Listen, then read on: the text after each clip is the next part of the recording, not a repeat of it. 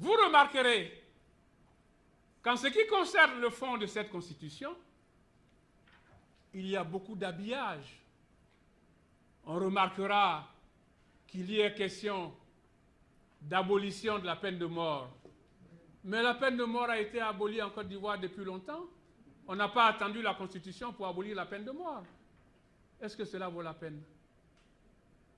Il y est question d'école obligatoire. Est-ce qu'on a besoin de mettre dans la Constitution l'école obligatoire? L'école obligatoire, c'est une question de volonté politique. On peut mettre école obligatoire et ne pas donner les moyens. On leur demande de donner les moyens à l'école. Or, qu'est-ce qu'on constate aujourd'hui?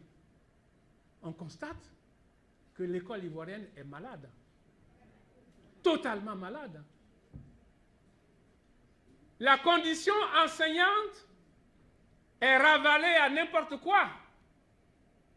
Aujourd'hui, les enseignants sont en grève parce qu'ils ne sont pas payés comme il fallait. Ils sont en grève parce que leur retraite a été réduite de moitié. Il faut savoir qu'aujourd'hui en Côte d'Ivoire, pour la première fois, nos enseignants sont moins bien payés que les enseignants du Niger et du Sénégal. Alors que tous les jours, on donne la Côte d'Ivoire en exemple. Mais à côté de ça, on veut créer des institutions. On va créer une chambre de roi.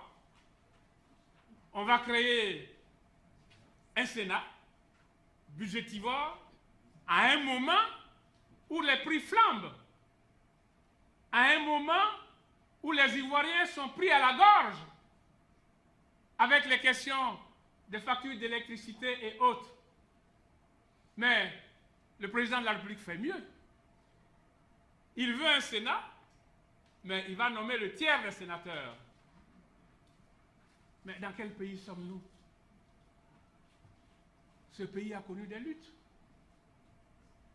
Qu'est-ce qui lui permet de désigner le tiers des sénateurs?